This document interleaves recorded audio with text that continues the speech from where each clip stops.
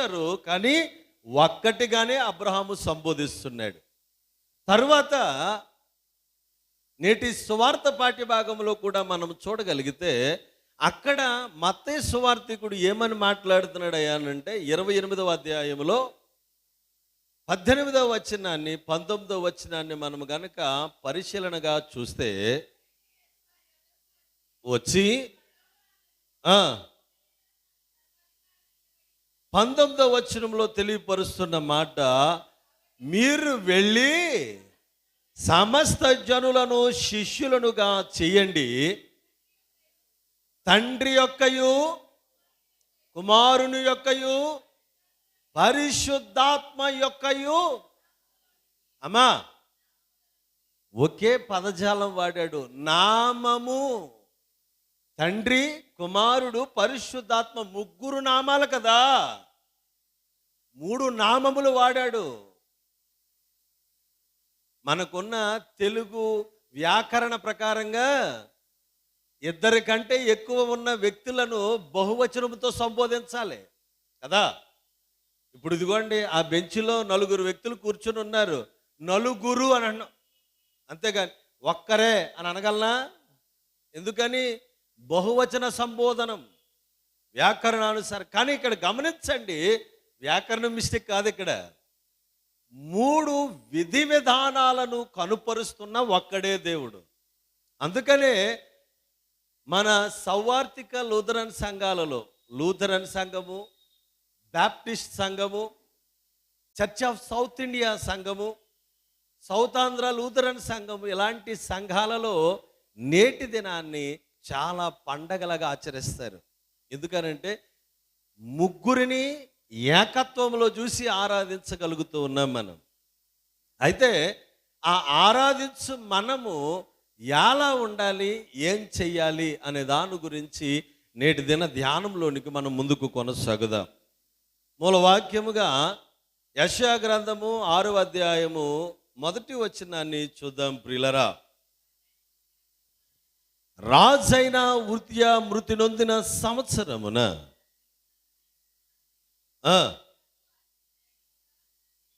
చాలమ్మా, జాగ్రత్తగా గమనించాలి. ఈ మాటలు రాస్తున్నటువంటి యెషయా గారు, ఈయన మనకు ప్రవక్తగా తెలుసు, కానీ యెషయా ఒక రాజవంశికుడు. ఈ ప్రవక్త ఒక రాజవంశికుడు. అందుకనే ఇతని యొక్క బంధువర్గములో అనేక మంది రాజులు చేశారు. మనకు సొలొమోను తర్వాత ఇశ్రాయేలు రాజ్యము 2గా చీలిపోయింది. ఉత్తర రాజ్యముగా, దక్షిణ రాజ్యముగా, యూదా రాజ్యముగా, ఇశ్రాయేలు రాజ్యముగా చీలిపోయింది. చీలిపోయిన తర్వాత దీనిలో మరలా ఆ రాజ్యానికి రాజు వేరు, ఈ రాజ్యానికి రాజు వేరుగా ఉన్నాడు. అలాంటి సమయంలో రాజులు మారుతూ మారుతూ మారుతూ ఉన్న సమయాన ఉజ్జియా అనేవాడు 10వ రాజు ఇశ్రాయేలీలకు. యూదా రాజ్యానికి 10వ రాజు. ఎందుకనంటే అమాజ్యా కుమారుడు ఉజ్జియా. ఎందుకు ఈ చరిత్రను మీరు జాగ్రత్తగా గ్రహించాలి ప్రియులారా. ఎందుకనంటే రాజైన ఉజ్జియా మృతి నొందిన సంవత్సరముననే దేవుని ప్రత్యక్షత వచ్చింది. అప్పటి వరకు రాలా. ఎందుకు రాలేదు? రాకపోవడానికి గల కారణం ఏంటి అనే దాని గురించి మనం తెలుసుకుంటే తప్ప నేటి ధ్యానంలో మనం ముందుకు కొనసాగలేము. అందుకనే రాజైన ఉజ్జియా గురించి మనం ఆలోచిస్తే, ఈ ఉజ్జియా అనే మాటకు అర్థము యెహోవా నా బలము అని అర్థం. ఏంటండి? యెహోవా నా బలము అని అర్థం. అయితే ఇతడు క్రీస్తు పూర్వము 792 నుంచి 762 సంవత్సరం వరకు తండ్రితో పరిపాలన చేశాడు. 767 నుంచి 750 వరకు స్వీయగా పరిపాలన చేశాడు. దాదాపు ఇతడు చాలా సంవత్సరాల రాజ్య భారాన్ని మోసాడు. అయితే ఇతడు చాలా మంచి రాజు. 52 సంవత్సరాల రాజ్య పరిపాలనలో మనం కూడాను ఎలాగుంటామనంటే, భక్తి విశ్వాసంలోనికి వచ్చిన క్రొత్తలో ప్రతి మాటకి స్తోత్రం నాయన యేసురాజా అని ఎంతో భక్తిని ప్రదర్శిస్తాం కదా. రక్షణలోకి వచ్చిన ప్రారంభ దినాలలో రక్షించబడిన ప్రారంభ దినాలలో. రక్షణలోకి వచ్చేసిన తర్వాత కొంతకాలం అయిన తర్వాత ఏమవుతుందండి మనకి? ఏమవుతుందండి?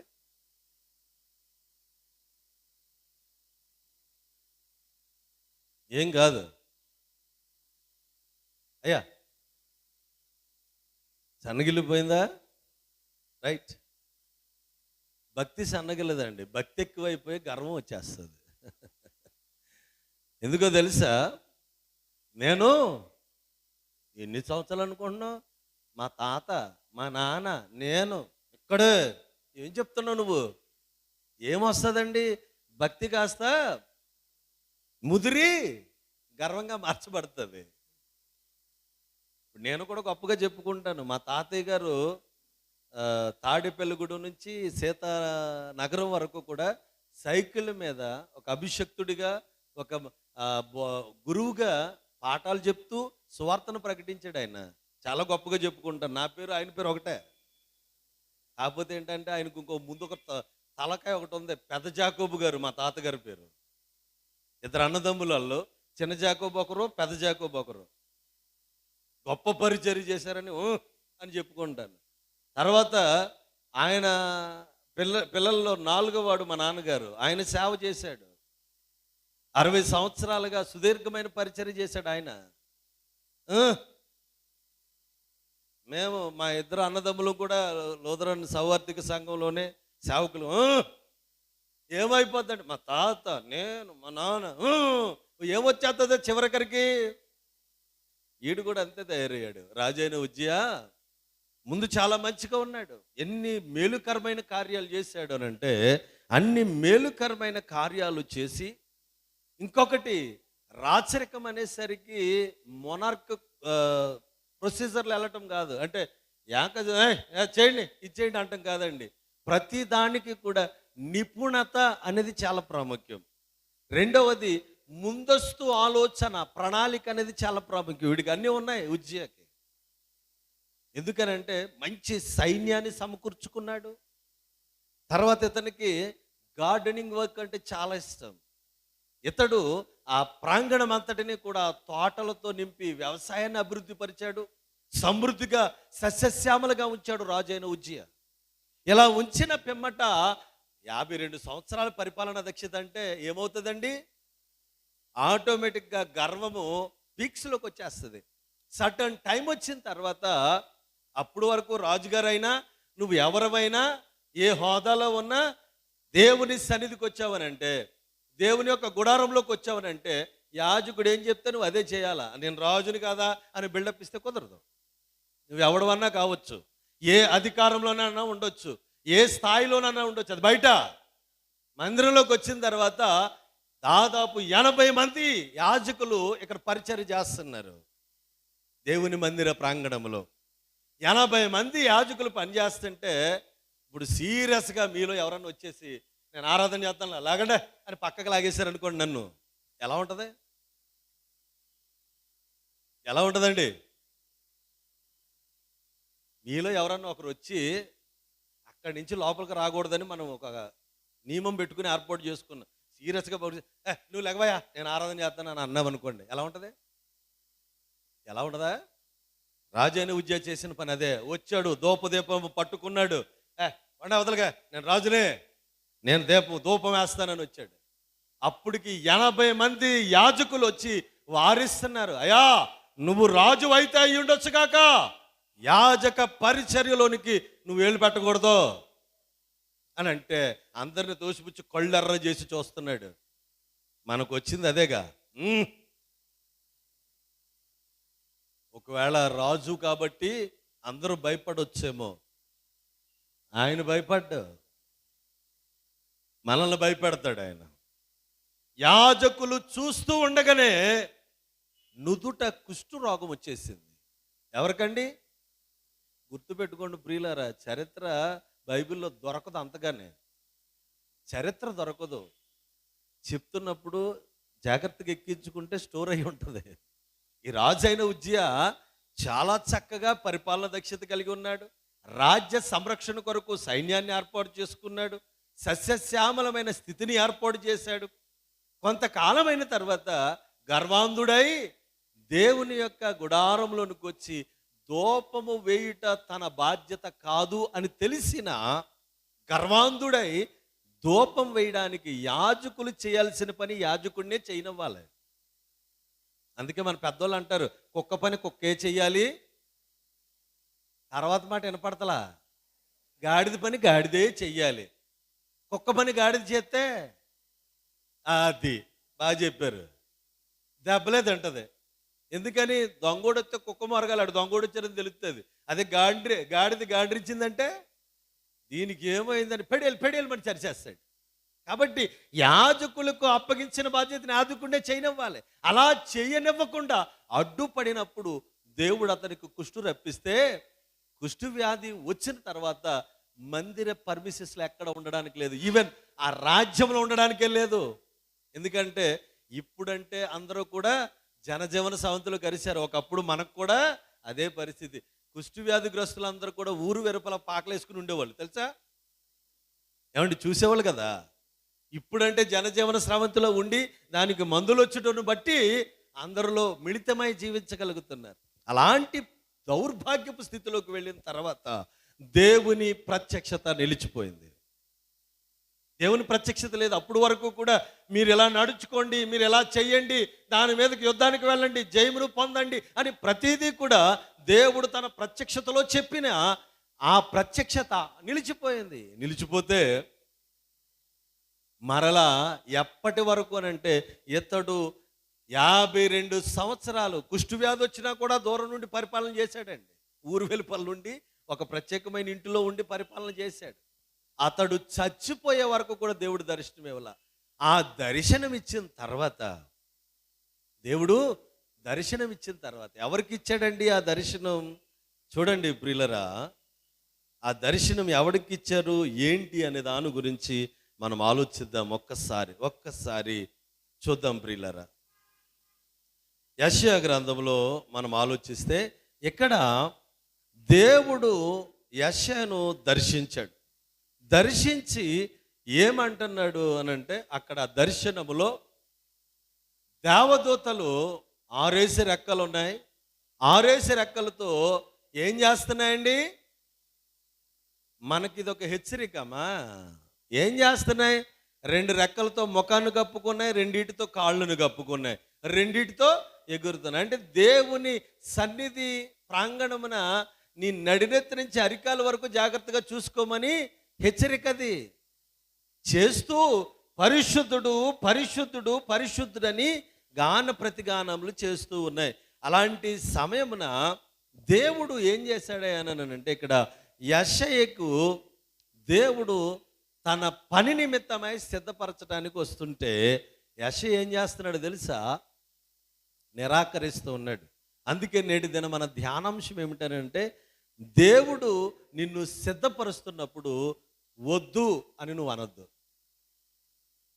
దేవుడు నిన్ను సిద్ధపరుస్తున్నప్పుడు వద్దు అని అనొద్దు. యెషయా ఎక్కడన్నాడండి, ఎలాగన్నాడండి అని మనం ఆలోచిస్తే ప్రియులరా, దేవుడు ఇక్కడ గమనించండి, దేవాతి దేవుడు యెషయా దగ్గరికి వచ్చి అతనికి దర్శనమిచ్చి మాట్లాడితే వెంటనే యెషయా మాట్లాడిన మాట ఏంటయ్యా అని అంటే, అయ్యో నేను అపవిత్రమైన పెదవులు గలవాడను, నిన్ను సిద్ధపరుస్తాను రబ్బాయ్, నా పరిచర్య కొరకు నిన్ను ఒక ధాతువుగా లేదా ఒక పనిముట్టుగా నేను ఏర్పాటు చేసుకుంటున్నానని అంటే ఏమని సాకు చెప్తున్నాడండి?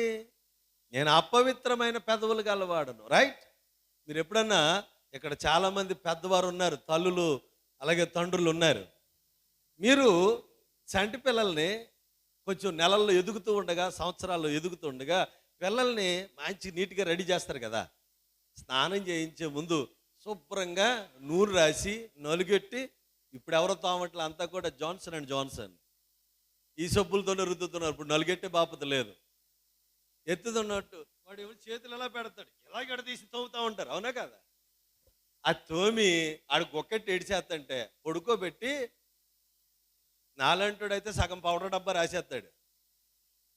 నేను పిల్లలకి ఇప్పుడు రాయాలన్నా పొలం అంటే వేసేస్తాను పౌడరు, ఎందుకంటే ఒళ్ళంతా తెల్లగానే కనిపించాలి. ఆడేమో పౌడర్ వద్దని పౌడర్ డబ్బాని తడుతూ ఉంటాడు, చేతులతో నెడతా ఉంటాడు చంటి పిల్లోడు. అయినా మనం ఏం చేస్తాం, చేతులు పక్కకు లాగి మొత్తం మెడ దగ్గర, పొట్ట మీద, మొత్తం వీపు మీద అన్ని రుద్ది రుద్ది రాస్తాం, కాటుకు పెడతాం. వాడి కుక్కెట్టేడిసినా సిద్ధపరిచేటప్పుడు ఆగుతామా? ఎక్కడ రాజ్యపడం. మరి దేవాతి దేవుడు సిద్ధపరుస్తుంటే సాకులు ఎందుకు వస్తాయి? నిన్నొక పనిముట్టుగా సిద్ధపరచాలనుకుంటున్నాడు, నిన్నొక దేవునికి ఇష్టమైన పాత్రగా మార్చాలనుకుంటున్నాడు. ఇక్కడ ఏమని చెప్తున్నాడయ్యా అని అంటే, నేను అపవిత్రమైన పెదవులు గలవాడను. ఎందుకంటున్నాడు తెలుసా? దేవుడు నిన్ను సిద్ధపరచాలని తలిచాడు అని అంటే ఆటోమేటిక్గా నీలో ఏర్పరచబడింది ఏంటో తెలుసా? రిపెంటెన్స్. రిపెంటెన్స్, మార్పు అనేది నీలో ఏర్పరచబడుతుంది. ఎప్పుడైతే నీలో మార్పు ఏర్పరచబడుతుందో ఆటోమేటిక్గా నువ్వు మారటానికి ఇష్టపడతావు. అంటే మార్పు ఎలాగొస్తుందో తెలుసా? ఎదుటోళ్ళని చూసి, నువ్వు ఇదిగో నీ ముక్కు వంకరగా ఉంది, నీ తల వంకరగా ఉంది, నీ చింపురు చుట్టుతున్నావు అని ఎదుటోళ్ళని చెప్పడం కాదు, నేను ఎలాగున్నానో పరిశీలించుకోవటం. ఎప్పుడైతే దేవుని యొక్క దర్శనాన్ని నువ్వు చూడగలుగుతావో, ఆయన నిన్ను సిద్ధపరచాలి అని భావిస్తున్నాడో ఆటోమేటిక్గా నువ్వు నేను కూడా ఎలాగుంటామంటే ప్రియులరా, దేవుని యొక్క చిత్తములో స్వపరిశీలన చేసుకొని నేను ఎలాగున్నానో గ్రహించుకోగలుగుతావు. యెషయా చేస్తుంది అదే. దేవుని దర్శనం పొందిన తర్వాత దేవుడు ఏమీ మాట్లాడలే యెషయాతో. మాట్లాడా? యెషయా నువ్వు నా పనికి వాడుకుంటున్నానయ్యా అని అన్నాడా? లేదు అక్కడ. కానీ ఎప్పుడైతే ఈ దర్శనాన్ని చూశాడో, దేవుని దర్శనం వచ్చిన వెంటనే అతడు చేస్తున్న మొట్టమొదటి పని, నేను అపవిత్రమైన పెదవులు గలవాడిని. ఎందుకన్నాడో తెలుసా ప్రియులారా? ఇదే నోరు దేవుని స్తుతిస్తుంది, ఇదే నోరు పక్కన వాళ్ళ మీద సాడీలు చెప్తుంది, ఇదే నోరు కాని మాట్లాడుతుంది, ఇదే నోరు దేవా అని ప్రార్థన చేస్తూ కన్నీరు పెడుతుంది, ఇదే నోరు. నిన్న రాత్రి నేను మండపేట సైడ్ ఒక చోటకి మీటింగ్కి వెళ్ళాను. మీటింగ్కి వెళ్ళి రక్షణ ఉద్యోగ సభలు, అక్కడికి వెళ్ళి వాక్యం చెప్తున్నాను. వాక్యం చెప్తుంటే ఒక చిన్న ఉపమానం చెప్పాను. ఎందుకంటే మనందరం కూడా విశ్వాసంలో ఉన్నాము. చాలామంది కూడా ఎక్కువ డౌట్ ఏంటి అని అంటే, దేవునికి స్తోత్రం, దేవునికి స్తోత్రం, దేవునికి స్తోత్రం. అమ్మ ఇక్కడే ఉన్నారా? ఇక్కడ ఉన్న వాళ్ళందరూ కొంచెం గట్టిగా చెప్తాం, దేవునికి స్తోత్రం. Very good. ఇదే అలవాటు చాలా చోట్ల సందర్భము లేని సమయాన్ని కూడా దేవునికి స్తోత్రం అంటూ ఉంటాం. అలాంటిది ఒక చిన్న ఉపమానము నేను ఒక బుక్లో చదివాను, ఆ స్టోరీ. ఆ స్టోరీ ఏంటయ్యా అని అంటే, విశ్వాసి ఎందుకో తన ఫేవరెట్ హీరో సినిమాకి వెళ్ళాడు. విశ్వాసి తన ఫేవరెట్ హీరో సినిమాకి వెళ్ళాడు. వెళ్తే విలన్ వచ్చి తన ఫేవరెట్ హీరోని చిత కొట్టేస్తుంటే ఉక్రోషానికి గురైపోతున్నాడు. మా ఒండి కొట్టేస్తున్నాడు అని ఉక్రోషానికి గురైపోతున్నాడు. ఎప్పుడైతే హీరో తిరగబడ్డాడో విలన్ కొడతాం మొదలెట్టాడు, దేవునికి స్తోత్రం అని అన్నాడండి. ఎక్కడిది? థియేటర్లో హీరో విలన్ కొడతాకి ఎప్పుడైతే తిరిగి శక్తిని పుంజుకున్నాడు వెంటనే విశ్వాసాన్ని, అందుకే అన్నాను నేను, తిరిగి దేవునికి స్తోత్రం అని అంటే ఆ కూర్చున్న ముందు వరుసలో నుంచి ఇద్దరు హల్లెలూయా అని రెస్పాండ్ అయ్యారంట. ఇక్కడ ఏమన్నాడు ఈయన? విలన్ని హీరో కొడుతుంటే దేవునికి స్తోత్రాన్ని ఉద్వేగానికి లోనే అయితే ఆ కింద ముందు 3 వరుసల్లో నువ్వు దేవునికి స్తోత్రాన్ని అంటే రెస్పాండ్ ఏమనాలి? హల్లెలూయా అనాలి. అక్కడ ఉన్న ఇంకొక 2-3 కోతులు ఉన్నాయి, అక్కడ భక్తి గల కోతులు అయ్యి, అందుకని హల్లెలూయా అని రెస్పాండ్ అయ్యాను. అంటే మన విశ్వాసం ఎక్కడ చూపిస్తున్నాం తెలుసా? సినిమాలకు వెళ్ళి సినిమాల ముందు కూర్చుని మనం చూపిస్తున్నాం ప్రియులారా. అది విశ్వాసం కాదండి. దేవుని ప్రత్యక్షతను గాంచిన వెంటనే స్వపరిశీలన చేసుకొని నేనేమై ఉన్నాను, నేను ఎలా ఉన్నాను, నా పెదవులు ఎలా ఉన్నాయి. దట్ మీన్స్ నా మాటల ఉచ్చారణ, మన యొక్క మాటలు ఎలాంటి మాటలు మాట్లాడుతున్నాం? దేవుని బిడ్డలమే. ఎక్కడి నుంచి నేను ఒక మాట ఎవరికైనా చెవిలో చెప్తే మీ చివరికి వచ్చేసరికి ఏమవుతుందో తెలుసా? నేను చెప్పిన మాట ఎవరి దగ్గరికి తెలియదు. అంటే మనం ఎంత కల్పితమైన మాటలు మాట్లాడగలమో మన దగ్గరే సాధ్యం. అందుకని అన్నాడు ఇక్కడ, మన పెదవులు ఎలాగున్నాయో మనం చూసుకోగలగాలి ప్రియులరా. ఇక్కడ మొట్టమొదటిది, యెషయాను దేవుడు ఎప్పుడైతే సిద్ధపరచటానికి ఇష్టపడ్డాడో ఆ సిద్ధపాటులో అతడు తనను తాను తన స్థితిని పరిశీలించుకొని పశ్చాత్తాపపడ్డాడు ప్రియులరా. తన స్థితిని పరిశీలించుకోగలిగాడు. మన స్థితి ఏంటి? మన స్థితి ఎలా ఉన్నది? అందుకనే నేటి దినాన పత్రిక పాఠ్యభాగంలో కూడా చాలా చక్కగా రాశాడు అపోస్తలుడైన పౌలు గారు. ఏమని రాశాడో తెలుసా ప్రియులరా? మీరు ఎలాగుండాలనుకుంటున్నారు? 7వ వచనాన్ని ఒక్కసారి చూడండి. దేవుని కృపా మహదైశ్వర్యమును బట్టి ఆ ప్రియుని యందు ఆయన రక్తముల వలన మనకు విమోచనము, అనగా అపరాధములకు క్షమాపణ కలుగుచు ఉన్నది గనుక మనం ఏం చేయాలని అంటే, విమోచనము కలుగజేయు ఆత్మతో నింపబడాలి.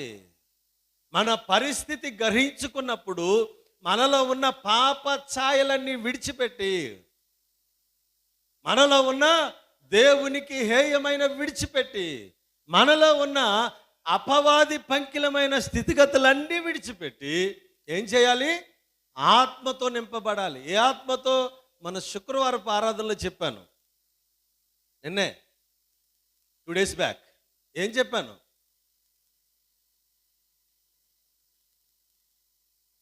ఏం చెప్పాను?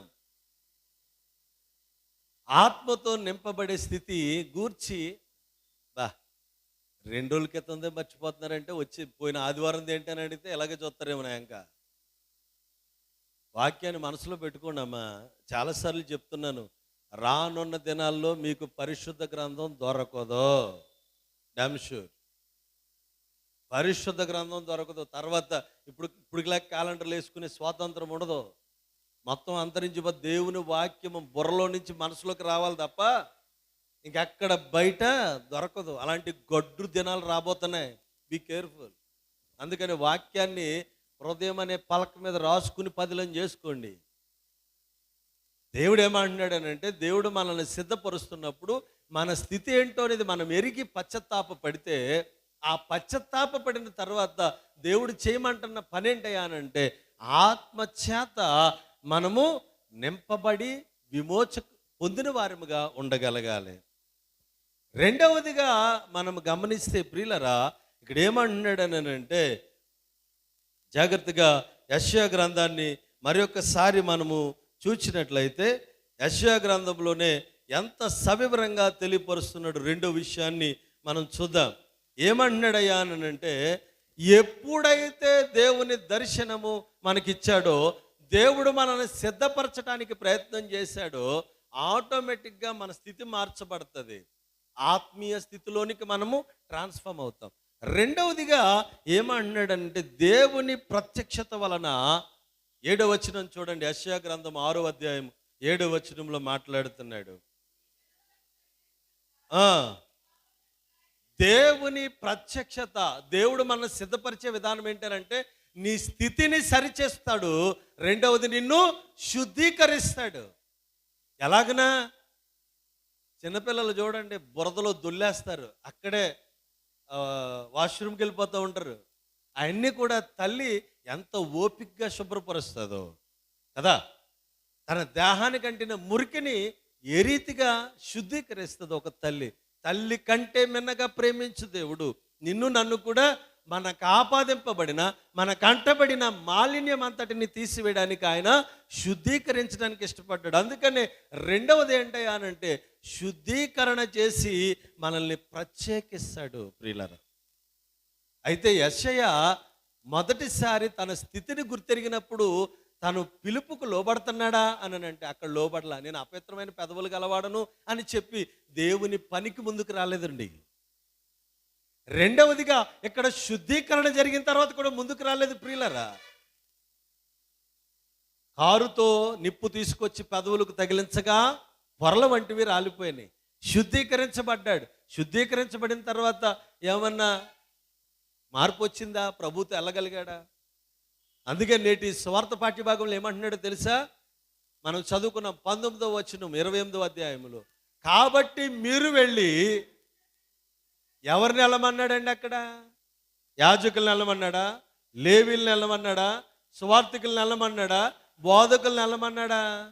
మీరు వెళ్ళండి అని యూనివర్సల్ కాల్.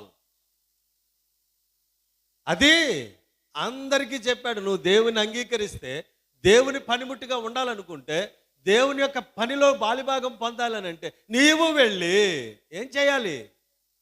సమస్త సృష్టికి లేదా సమస్త జనాంగానికి నువ్వేం చేయాలి?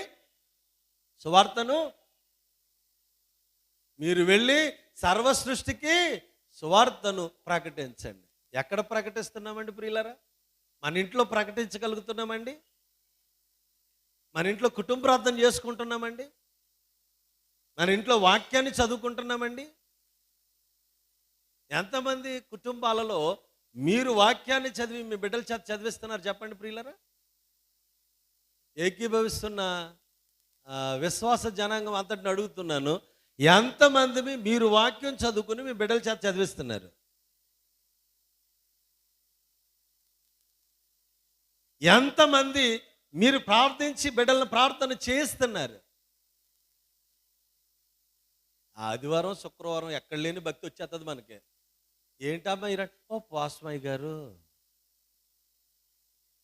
ఉపవాసం ఉన్న రోజు ఏం చేస్తావు? నీ పని మానవు. అందుకే చాలా పర్యాలు నేను చెప్తాను. 58వ అధ్యాయం యెషయా గ్రంథం చదువుకోండి. దేవునితో దగ్గరగా వసించాలి అనుకున్నవాడు దేవునిని మాత్రమే సేవించగలగాలి, వేరే వ్యాపకం ఉండకూడదు. అలా ఉండగలగాలి ప్రియులు. మనం ఎప్పుడు ఉండాలని అంటే ప్రతి దినము దేవునితోనే ఉండాలి.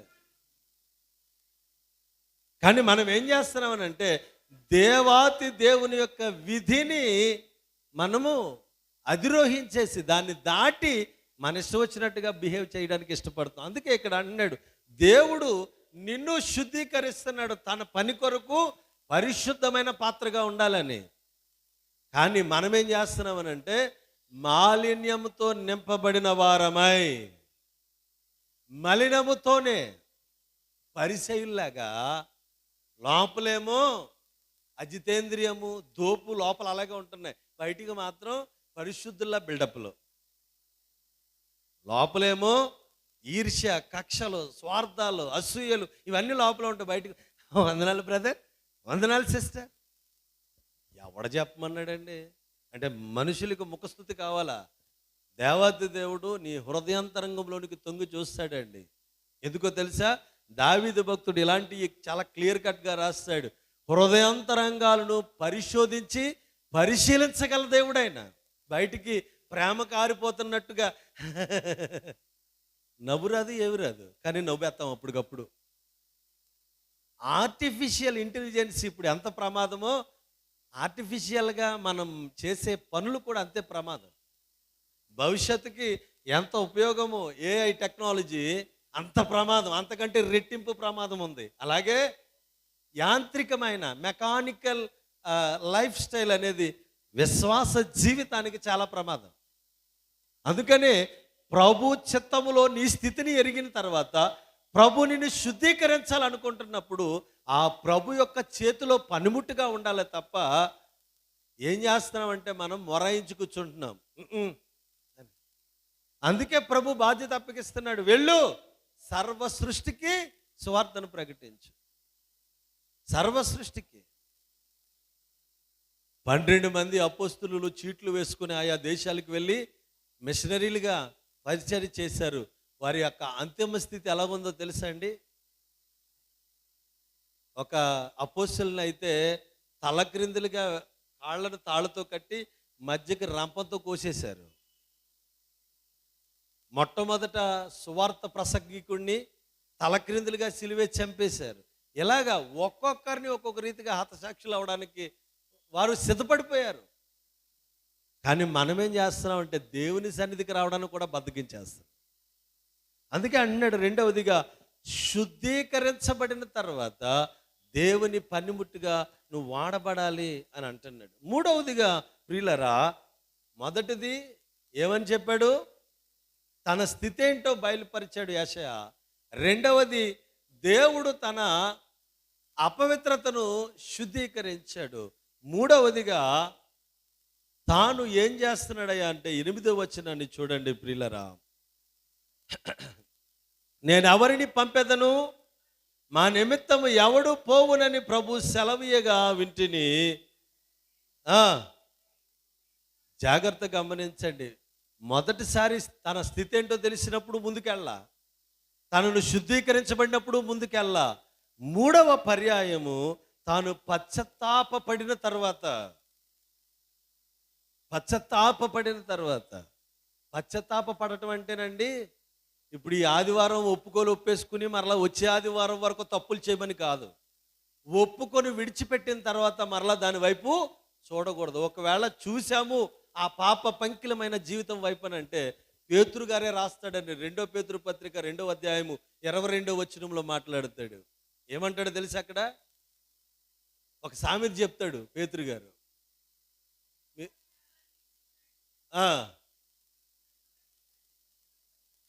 కుక్క తన వాంతికి తిరుగునట్లును, కడుగబడిన పంది బురదలో దొల్లునట్లును అన్న సామెత మీ విషయములో జరుగును అని చెప్తున్నాడు. కుక్కకి ఆహారం దొరకకపోతేనంటండి అది తినదే కక్కి మళ్ళీ తింటదంట. దాని దౌర్భాగ్యం అది. పందిని ఎంత శుభ్రం చేయండి. వెస్ట్రన్ కంట్రీస్లో పంది పిల్లల్ని పెంచుకుంటారు, సేమ్ పంది పిల్లల్ని ఇంట్లో పెట్స్గా వాడుకుంటారు. వాటిని అయ్యే కోసుకు తినేస్తారు, అయ్యే పెట్స్గా వాడుకుంటారు. దాన్ని ఎంత శుభ్రం చేయండి, ఎంత మంచి బట్టలు వేయండి, బురదను చూసేసరికి అది ఊరుకుంటుందా? మన బతుకులు కూడా అలాగే ఉంటున్నాయి. ఆదివారం వచ్చేసరికి ప్రభు సన్నిధిలో ఉంటున్నాం, పశ్చాత్తాపడుతున్నాం, ప్రార్థనలు చేస్తున్నాం, ఏడుస్తున్నాం. మరలా ప్రార్థన ఇంటికి వెళ్ళిన తర్వాత యథావిధిగానే మన బ్రతుకులు ఉంటాయి. అందుకే చెప్పాడు పేతురు, నీ బ్రతుకు ఎలా ఉందో ఒకసారి చూసుకో. నువ్వు పశ్చాత్తాపడిన తర్వాత, ఈవెన్ దావీదు కానీ సొలొమోను కానీ కూడా చెప్తున్నది అదే. 32వ సంకీర్తన 5వ చరణంలో అంటాడు. 32వ కీర్తన 5వ చరణంలో మాట్లాడుతూ, నా దోషమును కప్పుకొనక నీ ఎదుట నా పాపమును ఒప్పుకొందును అనుకొంటిని. అదే విషయాన్ని సొలొమోను కూడా ఏమంటాడనంటే, అతిక్రమములు దాచిపెట్టువాడు వర్ధిల్లడు, వాడు ఒప్పుకొని విడిచిపెట్టువాడు కనికరము పొందుతాడు. విడిచిపెట్టేయాలి. ఇక్కడ యెషయి మొదటిగా స్థితిని గ్రహించుకున్నాడు, పశ్చాత్తాపపడ్డాడు. రెండవదిగా శుద్ధీకరణ పొందాడు, ముందుకెళ్ళడానికి ఇష్టపడలేదు. మూడవదిగా ఇక్కడ పశ్చాత్తాపముతో వేడుకున్న తర్వాత ఎవరిని పంపాలి అని అన్నప్పుడు నేనున్నాను.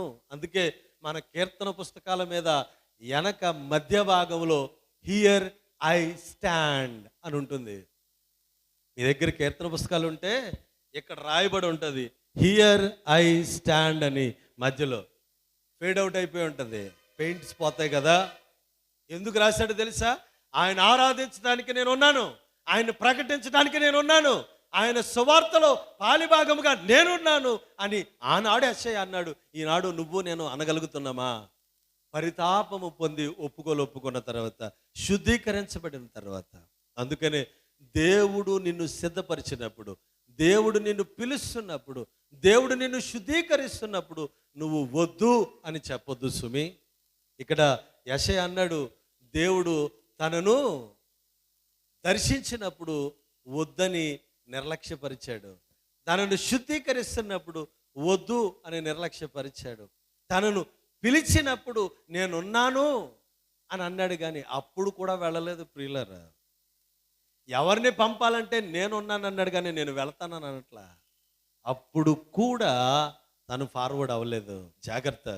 కనుక మనము కూడా యెషయాకు వలె దేవుడు తన సిద్ధపాటులో, తన పిలుపులో, తన రక్షణ కార్యములో మనల్ని తన పనిముట్టుగా వాడుకుంటే మనము వద్దు అని నిరాకరణ చేస్తున్నామేమో. నిరాకరించామా? సర్వాధికారి అయిన ప్రభు ఆయన, పరలోకమందును భూమి మీదను సర్వాధికారము గలవాడు, ఆత్మను సమృద్ధిగా అనుగ్రహించగలవాడు, ఆయన పరిశుద్ధుడు. కనుక ఆ దేవాతి దేవుడు, త్రిత్వైక దేవుడు మనలను అంగీకరించినప్పుడు మనము ఆయనకిష్టమైన పాత్రగా ఉండడానికి, ఆయన పరిచర్యలో పాలిభాగం పొందడానికి మనమును సంసిద్ధులుగా ఉండగలగాలి. అట్టి